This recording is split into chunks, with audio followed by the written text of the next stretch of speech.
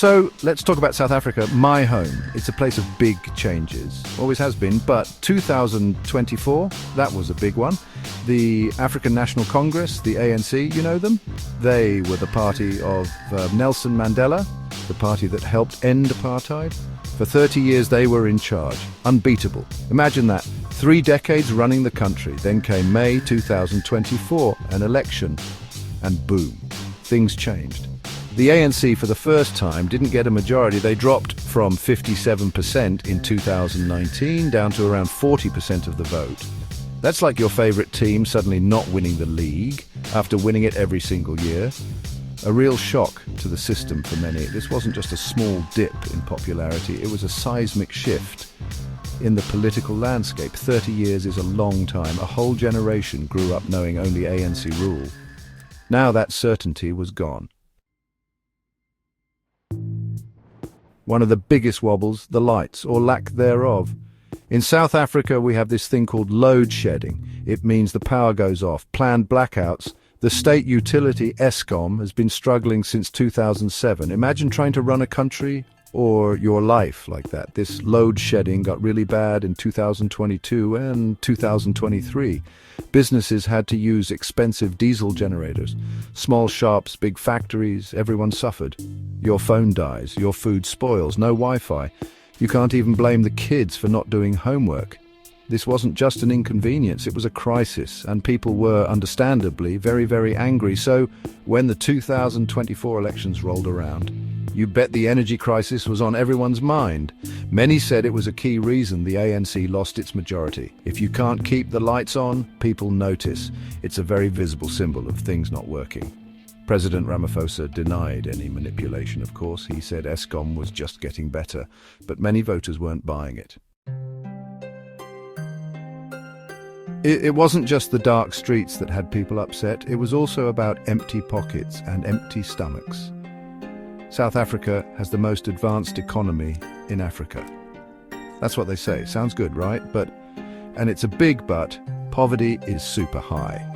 Over half the population, 55.5%, lives in poverty, and unemployment a staggering 32.1%. That means 1 in 3 people who want a job can't find one.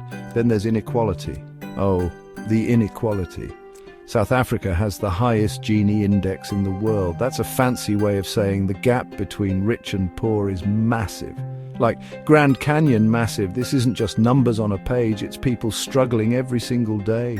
Access to basic things like clean water or decent housing, still a dream for too many. So, when people went to vote in 2024, they weren't just thinking about history or loyalty. They were thinking about their lives, their kids' futures, and for many, the picture wasn't pretty. The economic hardship was a heavy weight. The frustration was real. And as if power cuts and poverty weren't enough, then came the corruption. So much corruption. It's like finding out your favorite superhero is also a part-time villain. Scandals involving high-ranking officials became common news. It wasn't just whispers, it was front-page headlines. This chipped away at public trust, piece by piece. People started to feel like leaders were in it for themselves, not for the country, not for the people. Remember the Speaker of Parliament, Nosiviwe Mapisa Nkakula? She had to resign over corruption allegations. Big news. And then there was President Ramaphosa himself. The Fela farm scandal, cash hidden in sofas. Yes, you heard that right, sofas. Millions. It's the kind of story you think is made up for a movie, but it was real and it raised so many questions. It made it harder for people to believe in the system. These scandals weren't happening in a vacuum.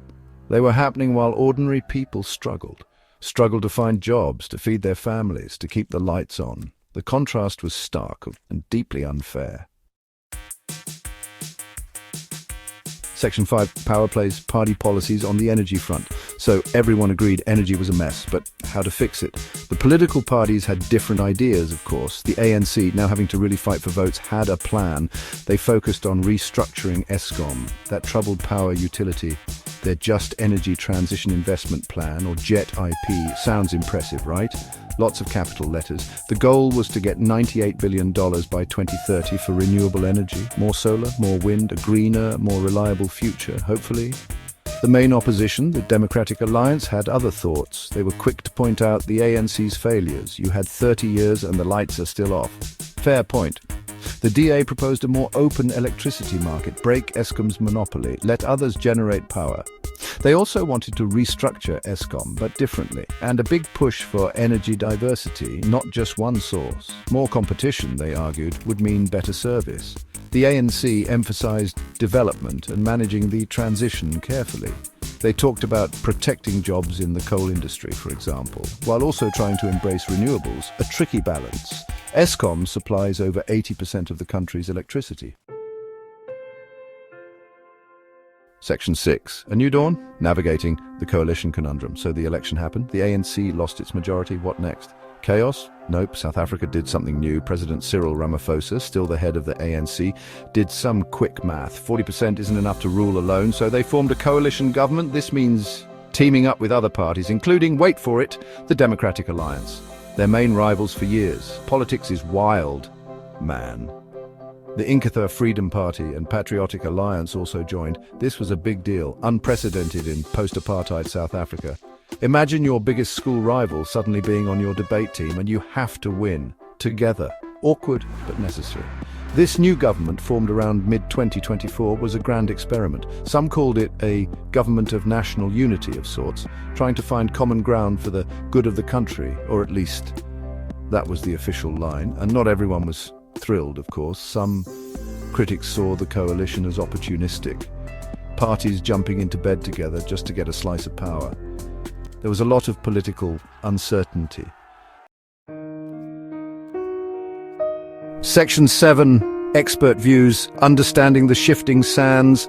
It's not just us regular folks trying to figure this all out. Experts are watching closely too, people who study this stuff for a living. Take someone like Thokozani Chilenga Butao. She's a lecturer at Wits University in Johannesburg. Her research? Things like decentralization, governance, public policy. Basically how power works and how government services reach people. Or, don't reach them. She's looked at education, social grants, and that big energy transition. These experts provide some crucial insights. They can see the patterns, the deeper trends. For example, many point out that the shift in 2024 wasn't sudden. The dissatisfaction had been building for years. Like a slow cooker, the ingredients were simmering. The energy crisis, the economic hardship, the corruption. These were all adding flavor to the pot of voter discontent. The election was just when the meal was finally served. Experts like Chilenga Butao also highlight the complexity. It's not just ANC bad, opposition good, or vice versa. There are issues like the social relief of distress grant, a lifeline for millions. Section 8, South Africa's story in a world of change. Now let's zoom out a bit, because South Africa isn't on another planet. Well, it feels like it sometimes, but it's not. What happened there in 2024 is part of a bigger global story. That year, over 60 countries held elections. That's a lot of voting. And you know what was a common theme? Voter frustration, economic challenges, cultural divisions. Sound familiar? It should. Many incumbents around the world found themselves in hot water.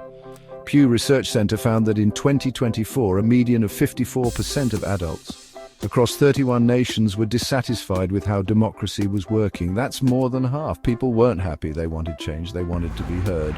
And rising energy costs. That wasn't just a South African headache. The war in Ukraine, extreme weather events, these things hit global energy prices. This fueled inflation and economic worries everywhere. Voters worldwide were demanding solutions. So, South Africa's political shift, its move to a coalition, it reflects these broader global trends. It's a story of an established party losing its grip, a story of citizens demanding more from their leaders,